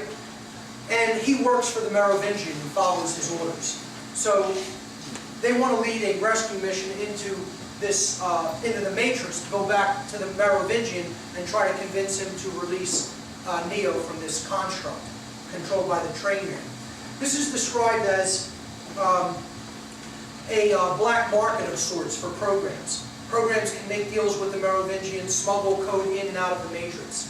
One of the programs wants to get his daughter out of the Matrix because he says he loves her. And Neo finds that so hard to believe. A program can love. And I think what that's representing is that even the agents of the Matrix, they have their reasons for doing what they're doing. These are ultimately justifications, but they say, well, I have a family, I have bills to pay, I need to continue to do this, someone needs to do it, I can make money doing it, and they believe that nonsense, that this has to continue, this control system, and basically it's showing that they have underlying motivational reasons that could even be related to love and attachment to people within their family and their circles. So finally, with the help of Seraph again, Morpheus and Trinity go into the Matrix to try to make a bargain with the Merovingian. Well, what happens is the Merovingian tells him he wants the eyes of the Oracle because he wants sight of the future. He wants to be all-knowing, which the controllers of this world want to do. They want to see things before it happens. They don't want to play the game of chess, honestly. They want to control every function of the board so that the game is already, they know the outcome of the game before it's even played. That's what a reptilian mindset is all about. It's not about, it doesn't want any surprises. It wants 100% knowledge so that their victory is assured. So what he's saying here is he wants the Oracle's eyes. He wants the knowledge of prophecy of the future, of what act everybody is going to make so he can come out on top. And Trinity finally holds a gun to his head saying, we can all go out here. I'm ready to die. I'll take you out. You can kill all of us. But, I don't really care. So she's saying, I'm willing to lay my life down. And the Merovingian finally does capitulate and releases Neo from the Train Man. Neo then, before they leave the Matrix, wants to go back and see the Oracle. And this conversation is very important to the plot. The Oracle says to Neo, she tells him that the architect told him what he told him because he is incapable of seeing past any choices. Because he doesn't understand choice. He is robotic consciousness. He's machine consciousness. He's left brain only consciousness that is divorced from any right brain intuition. So he doesn't have holistic intelligence. He can't really see the big patterns, the heuristic patterns. He can't see the forest for the trees. He can't even see the choices that are really right before him because he doesn't really understand choice or free will. He is totally deterministic. Okay? He's a machine mind. That's how a machine thinks. He says to him, choices are all variables in an equation. One at a time, linearly. A variable must be solved and countered, and that's how the left brain thinks. He says that's his purpose, to balance the equation, to make sense of reality and order and, make constructs out of things. Okay? And Neo says, what's your purpose? And she says to unbalance it, because she's the right brain aspect. She's the chaotic aspect. She's the intuitive aspect. She's the part that thinks heuristically and big picture thinking. All right? She can see intuitively into the future. She's non-linear time-based thinking, not time-bound awareness. So her purpose is to unbalance that left brain side, to bring balance to it, in other words. The oracle then says, I see the end coming, the darkness spreading. I see death. And she's referring to Smith, this spreading of this virus within the entire world, within the matrix. She says, you are all that stands in his way. Very soon he's going to have the power to destroy this world. But I believe he won't stop there. He can't. He won't stop until there's nothing left. Okay, so the desire to control death, the destruction of the heart energy, doesn't want to stop. This darkness wants to infest everything until it has consumed everything. And Neo says, what is he? Referring to Smith. And she says, he is your opposite, your negative. Because Neo represents light and the will for freedom. And Smith represents death, decay, entropy, darkness, and the will to enslave. Okay? So she says, he is the result of the equation trying to balance itself out. So Smith finally comes into the oracle and assimilates her, gaining her eyes. So now death, entropy, decay, actually has the vision and the foresight that it needs to move forward to really infest everything. So since we're talking about what these different programs within the matrix represent, I wrote down, this chart that breaks it all down. The architect of the matrix is the human ego, run amok, totally gone out of control, not checked whatsoever. And that's what's putting us deeper and deeper into the control system. He is left brain dominance, pure left brain, as I've been talking about. He is also the R complex, because when we're in a left brain form of imbalance, the executive command functions all get shunted and get rooted within the R complex, which is our base brain, our reptile mind. And that's why controllers all act like reptiles. It's all about me, what I can get, what I can hoard, and screw everybody else. Okay? It's about the desire for control. That's the architect of the matrix. That's what got us into this mess. It is the deterministic aspect of creation. I would say it's the deterministic aspect of thinking, really. All right? It's determinism is what the architect represents. No wavering, no free will, no choice. Hard-lined approach. Okay? The oracle represents the human intuition. She is right brain dominance. So you could look at that as New Agey beliefs that don't include the negative or are way outside time-bound awareness. But there's not really balance there either. Okay? She could be interpreted as the midbrain or the limbic brain, the limbic system. She represents prophecies, seers, New Age belief systems. And she is the randomness aspect, the non-linear, non-time-bound aspect of ourselves, our mind. The Merovingian, again, he represents the dark occultist, the satanic aspect within creation. The opposer. Don't look at this as just a mythical character here. We're talking about the force that divides us from within ourselves. Satan in the original Hebrew language means the adversary, the one who opposes, the one who divides. It's divisive consciousness. It's me first only consciousness. Carnality and base desires being all you care about. You want to feed the beast. Okay? It's manipulation and deception to get what you want. That's what he represents. So the dark occultist, the quote Illuminati, the dark Illuminati, the powers that be in our world. Smith, of course, represents fear and death, spreading everywhere like a plague, like a virus, like a black cancer that infests the heart. He is poisoning, sickness, disease. That's why he goes into Bane. Bane means poison. It means the agent of death. He's a virus that is infecting us. He is darkness, decay, entropy, the breakdown. Ultimately, at a grand scale, he's cataclysm, being driven by imbalanced consciousness. All right? Those are the programs within the matrix. So,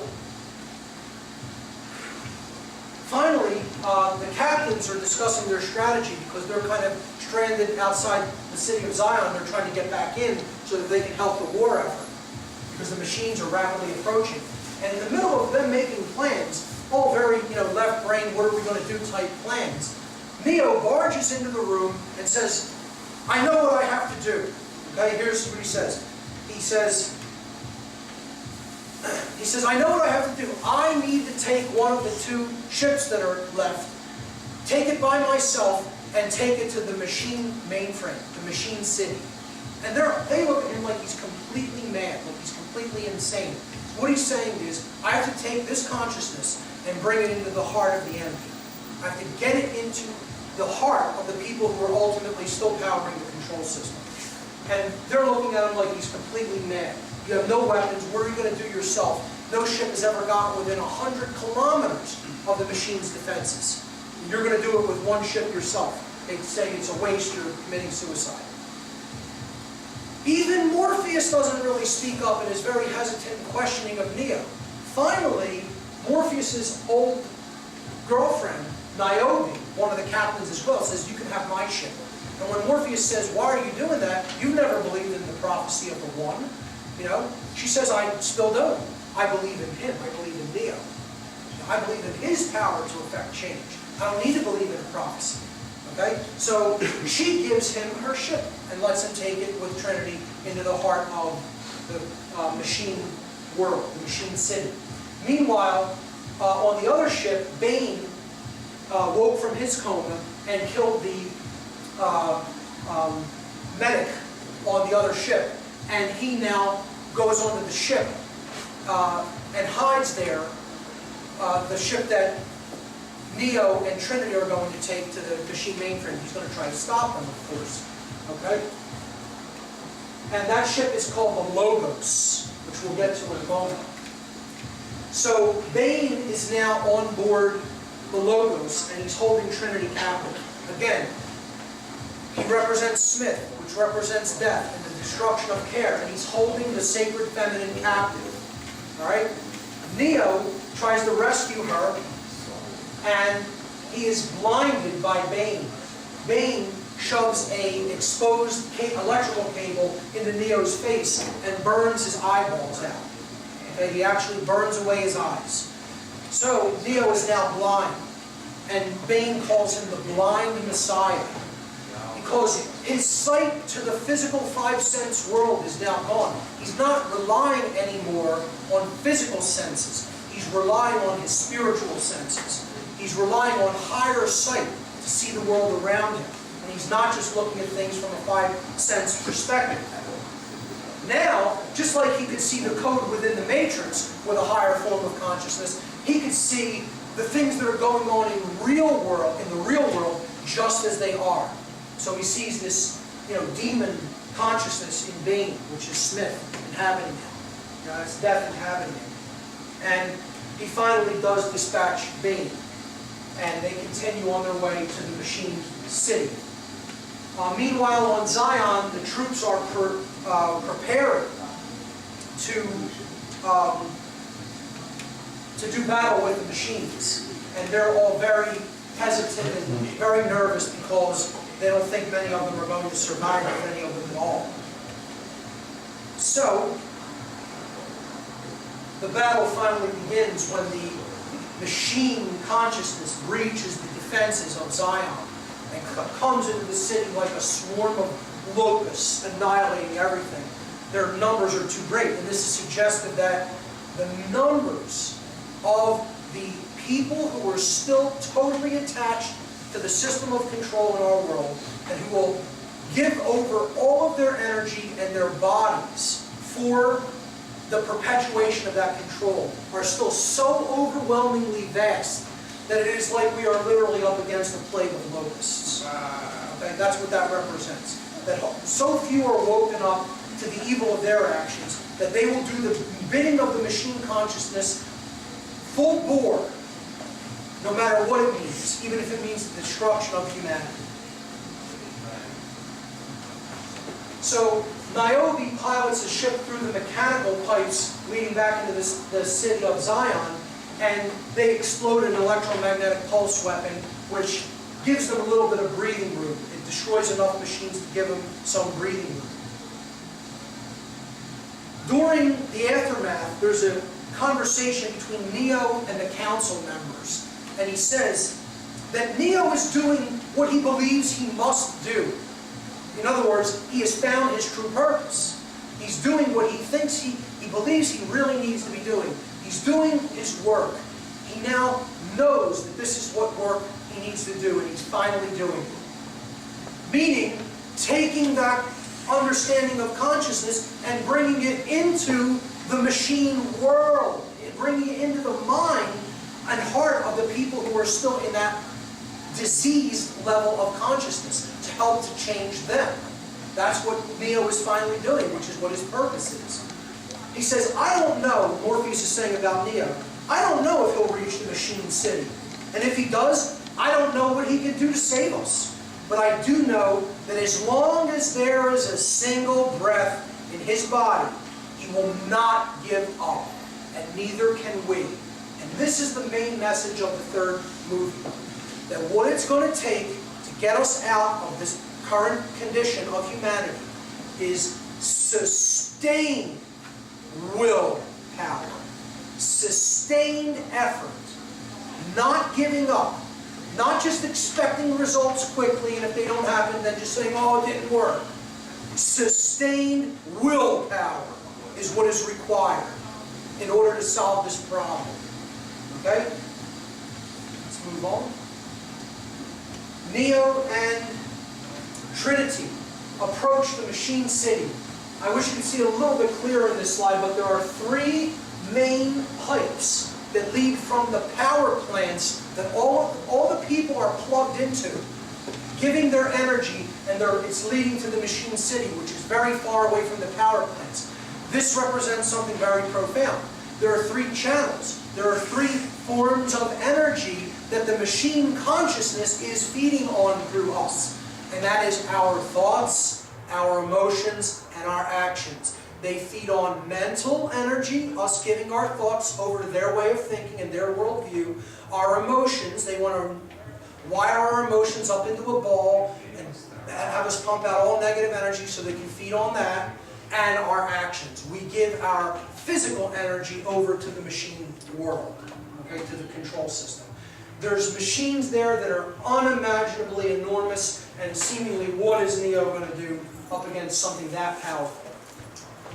But ultimately he can stop a lot of these machines just by holding up his hand. But so many of them swarm at him that he feels that he's almost overwhelmed.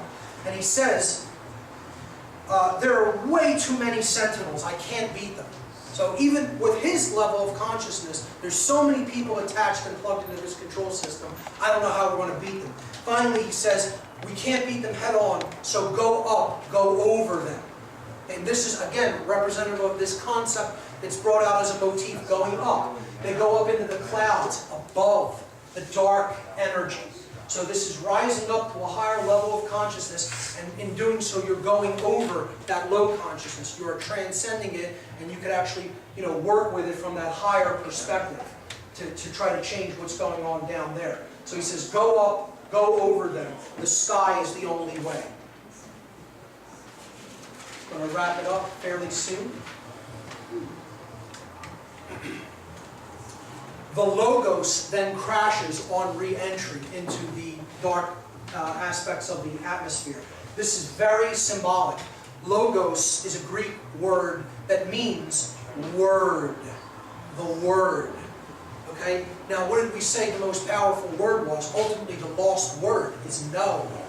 And that's what this ship represents. It represents saying no, crashing, saying no, failing. Well, not enough of us say no to the control system, then the word has crashed. The word has been blown apart because we're not saying no, the most powerful word. And that represents the death of care, because Trinity dies when the Logos crashes.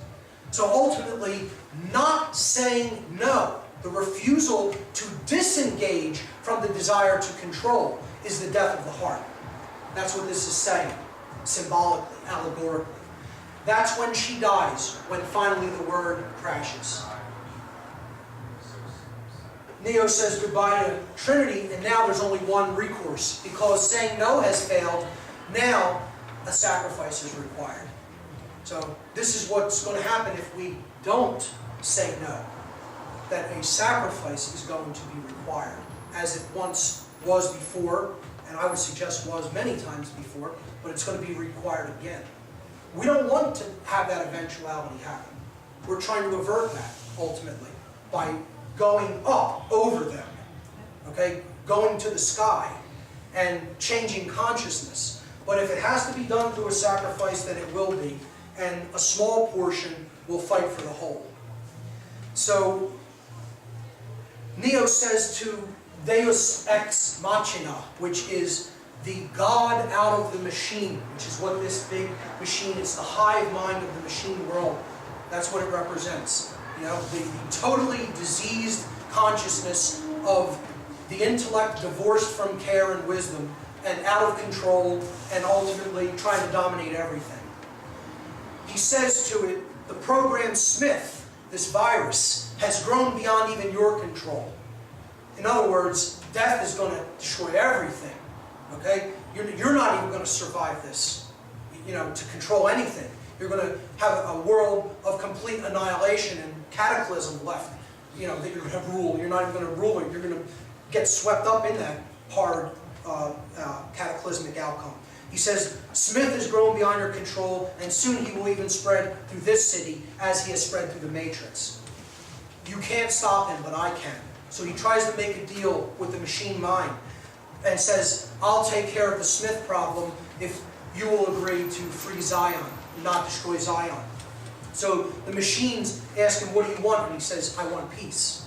Okay, so he's the bringer of peace. He's trying to negotiate a stand-down between the machines and humanity. So the machines plug him into the Matrix through their mainframe, through the machine mainframe. And when they do that, he's going to go in to fight Smith for the machine world, and the machines now stand down in the city of Zion, and no one knows why they're standing down. Morpheus, however, recognizes that this is something that Neo is doing, and he puts his weapon down first. He's the first person to lay down his weapon, because he's saying, I'm willing to give peace a chance. I'm willing to try to take the route of higher consciousness through Neo. Okay? So Neo goes into the Matrix to fight Smith. All the other Smiths line up to watch it, because the one Smith who he's going to fight says, I have the eyes of the Oracle. I know everything. I know how this is going to turn out. Which is very arrogant of him, because he doesn't see, he doesn't really recognize that Neo's plugged into the machine mainframe. So the machines, the mainframe have access to this virus now. What does Smith do? He assimilates people. He goes into them, becomes them. They become him, I should say. Okay? So ultimately, in this fight, what Neo's going to allow to happen is Smith to go into him so that the machines can locate the virus and eradicate it. All right? And in the middle of the fight, when it's looking totally hopeless for Neo, and Smith drives him from the sky like a meteor, like a comet, into the earth, and opens up a huge crater and a big blast of energy, Neo still gets up. He still gets up for more punishment. And Smith asks him, why? Why get up? Why keep on fighting? You can't win. You can't possibly win. What you're doing is pointless. It is pointless to keep fighting. Why do you persist? And the response that Neo gives is because I choose to. Free will. Sustained willpower. It doesn't matter if the actual physical change isn't even going to be seen in your lifetime. I don't care about that. I'm going to continue fighting evil regardless of what happens, because I choose to, because it's the right thing, and that's what I'm going to spend my energy doing. The end. And it doesn't matter if one single other individual lifts a finger. I'll do that until I can't draw breath. Now, that's how we're going to get out of the Matrix. come up to that level of awareness and consciousness and willpower, and then we'll have a chance. And probably not a minute before. So that's the answer of how to get out of the matrix. It may require sacrifice, even giving everything you have. Then we'll have a chance. So, finally, he allows Smith to absorb him, go into him. And in doing so, since he is still connected to the machine mainframe, now through this act of sacrifice, the machines can locate Smith and exterminate his program. And that's what they do. He is blown up in another shower of immense white light. But this time, when he blows up, all of them blow up, all of the copies. And it blows up in the shape of a cross. Because this is about sacrifice. This is about completely giving of oneself in a messianic act. Okay? An act of willingness to save others. So this brings us to what is the actual character's name in the Matrix world mean. Anderson. Ander. Man. Son. The Son of Man. He is the Christ figure. He is the Savior figure. The Messianic figure. And when he dies in the Matrix, they show a cross right on his chest, and he's in a shower of golden light. Because he's the Christ consciousness. Neo is the embodiment of Christ consciousness and the willingness to give everything to create a change in the world. That's what he is. And you see the final position that his body ends up with in the machine world, in a position of crucifixion. So that is what Anderson ultimately represents symbolically. In doing this, the machines broker a peace between them and the humans, and the war ends. The war between the machine consciousness and humanity is over. This is announced to the people of Zion. They rejoice that the war is finally over and they can move on with their lives. The final scene is between a conversation between the Oracle program, who now comes back into the Matrix. She is resurrected as well, after having been absorbed by Smith, and the Architect. And the Oracle character says to the Architect, well, the people of Zion are free, but what about the others? What about the people who are still connected to the Matrix, to these power plants in the Matrix? She says, what's going to happen to them? The ones that won out.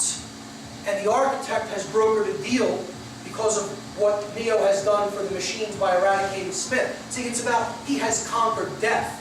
That's another concept of the Messiah or the Christ. He's conquered death. He is light. He conquers darkness. So, in an act of sacrifice, that light energy has conquered the dark. And the answer that the Architect gives is the profound ending message of the whole series, the whole trilogy. He says to the Oracle that the ones that won out will be freed. That is the final message of the Architect in the film. He says, obviously, they will be freed. So in other words, the desire to want to get out of the system of control is where it has to all start. And that's where it will start for other people who have not yet seen the truth, but if they want it badly enough, they will be freed at some future point. And that's the message of hope that the trilogy concludes with. However, there is one other question that is what the whole trilogy is ultimately about. And I'm going to wrap up with this question and I'll leave you with it. And that is, ultimately, not even allegorically or symbolically, but in the real world, the question of this trilogy is, in the real world, who is the one? And the answer is, you are. You are. Thank you very much, ladies and gentlemen.